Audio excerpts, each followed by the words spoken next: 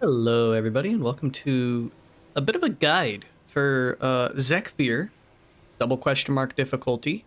I guess I should run out of here and show you that I'm actually on that, but while I'm doing that, I've noticed recently that my Protection Paladin one that I kind of just filmed, or I guess I didn't film it, I recorded it, is what you do, has been getting quite a few views, and as I also play Brewmaster, well, I main Brewmaster, monk, I figured I would maybe just do another one and kind of talk through how it's done, just to help out anybody trying to get this Zekvir double question mark difficulty done before the end of the season, which we only have, depending on when you watch this video, if you watch it the day of, about a week left. So get these done, and you can get your void, whatchamacallit? I can't see it right now. You probably know about it already. It's the Void Dirigible. It's a blimp. And you get the achievement, Let Me Solo Him. So, on Brewmaster Monk. So, I am running these talents. I would, this is just kind of the standard Mythic Plus build. I think I've moved Quick Sip down to Fort Brew Determination. That's for just Mythic Plus purposes. I prefer it to the Quick Sip. They're both good. Brewmaster has a lot of good passive talents, but things I would recommend, definitely play Shadowpan. Definitely play Chi Surge. In single target it's not as good, but basically you're going to want a lot of damage, and you're not going to be taking a whole lot of damage. So you can run a pretty offensive build. Chi Burst is good. If you want to run Chi Wave, you probably can, but I would recommend getting used to Chi Burst. And then as far as utility, the only utility you need is just to make sure you have Tiger's Lust on your bar, because I feel like you're going to have it anyway. Extra movement speed from wind walking and stuff can be good too, but it's not necessary. Save them all can be nice, but Lighter Than Air is good. And Fatal Touch. Make sure you have Fatal Touch. That actually does come in handy for this fight. And make sure you have your kick. But, I know I'm saying like, oh, there's not much you have to have, and then I'm saying that you're going to have all these, and you're kind of just normal loadouts anyway, so there's that. I am rocking 638 item level with good trinkets, weapons. So I'm pretty geared. I'm basically max geared. I actually just need hands, myth track. I can't seem to get them. Took me a while to get the pants, but I just got those like this last week. And, it's not a big deal. That's not going to hold me back. And I would say anything above like a 620 item level, you should be able to do this kind of strat or whatever I'm going to do pretty easily. This is just going to make it to where I do it probably a little quicker, because I got more stats. I'm gonna be able to do more damage. So there's that stuff. On Bran, I would say if you are comfortable playing Brewmaster, which if you're watching this video, I imagine you to an extent are. Sorry, I got anything to clear my throat. You should be able to run Bran on damage, especially if you're anything above like a 620-ish item level. You can run them on damage, and then I would recommend the Porcelain Arrowhead. It's kind of just the best of all these. I know some people like to try and say, like, Idol of Final Will and stuff, but that one's kind of annoying because you have to, like, aim it. Idol of the Earth Mother can be nice, but, you're not going to be taking too much damage. Nothing you can't mitigate and heal back yourself, so I'd say Porcelain Arrowhead. It just increases chance to crit on them, and we like crit. And then down here, you do actually have a couple options. So the Amorphous Relic is really good. So this one, basically when you go into combat, you're going to get one of these two buffs, and it's going to last the whole time. You're going to get either your Massive, which increases your size, maximum health, and damage and healing done. That's the kind of one we want to go for. But the Miniature is also okay. It's going to reduce your size, increase movement speed, because movement speed actually is kind of nice in this fight. And your haste by 12%. Haste is the kind of part that on a Brewmaster specifically, we're not too happy about. So I'm hoping for the Massive and the Miniature. If you want to take a little bit of RNG out of it, Relic of Sentience does a lot of damage in this fight. And you're not going to be too mad with him dropping those steel straps all over the place. But we're going to run Amorphous and hope I get the big one. So going into this fight, we can open this up. We're going to play it. Also make sure you use some consumables. A little Verse Flask, a little weapon, enchant, something like that. You can eat food. I'm not going to, but going into this fight, we're going to just go into our normal opener. We're going to use Weapons of Order right off the bat, and we're going to do a bunch of damage. So he obviously has a couple of moves. He does like that claw smash, which we're just gonna dodge.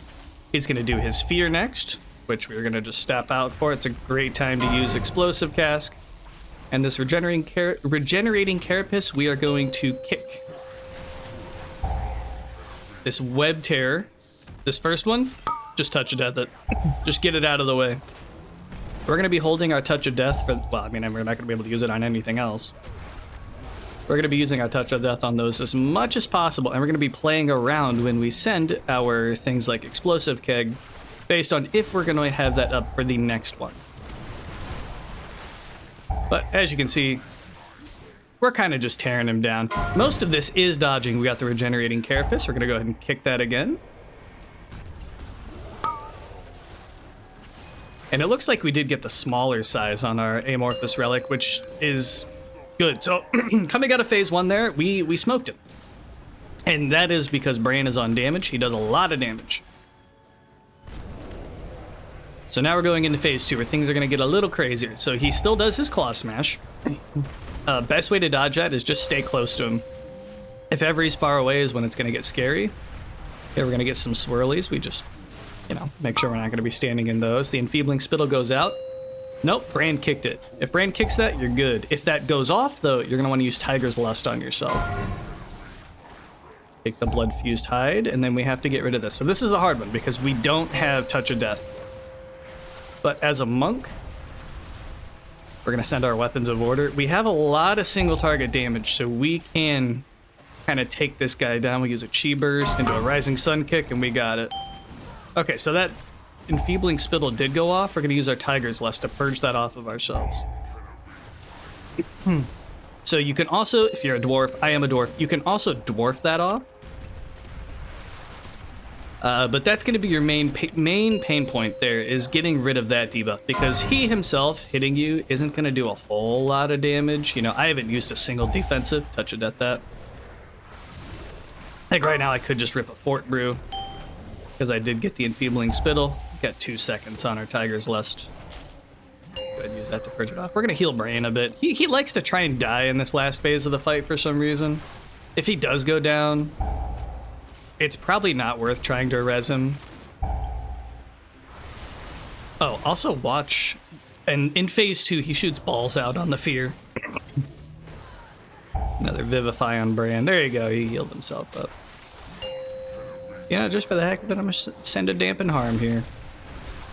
Just to be safe, although Stagger's strong enough on Brewmaster that we don't really, you know, we don't really take a whole lot in that fight. As long as you're facing him and you're kind of doing your rotations normally, you can take him out. I hope that was informative. I know it was quick. I mean, maybe I should break it down, but I feel like we hit all the pain points, which are mostly hold damage for the egg sacs that spawn, because if those spawn, you're in big trouble. You can Touch of Death like every other one. The ones you can't Touch of Death, hopefully you get a good flurry proc, or you have Explosive Keg, Chi Burst, Weapons of Order. You got your damage stuff up. Throughout the fight, I would say if you're playing Blackout combo, I mean, this is kind of a known thing, but you're going to always Blackout combo into your Tiger Palm, because it's just going to make it do a bunch of damage. Send defensives whenever you're a little bit scared, or if you happen to not be able to dodge like a Claw Smash, that big frontal, if you rip like a Fort Brew or a Dampen Harm, you should be able to live through it.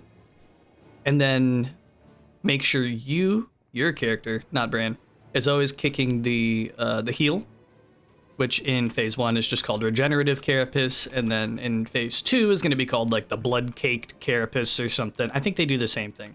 If that goes off, you're just going to elongate the fight.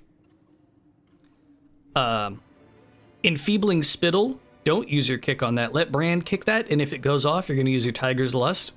If you don't have a Tiger's Lust available and you're a dwarf, you can dwarf it. And if you don't have anything else available, that's when you're going to use a Diffuse Magic. It's not going to remove it from yourself, I don't think, but the 60% damage reduction is going to help you live through it. And then you might want to, maybe once that Diffuse Magic falls off, set a health pot or whatever. But I believe in you guys. It mostly comes down to just dodging a lot. You know, if you can get the rotations down of dodging that stuff, I believe in you. You'll get it done. All right. Hope you guys enjoyed that. Hope that was informative. I'll I'll see you in the next one.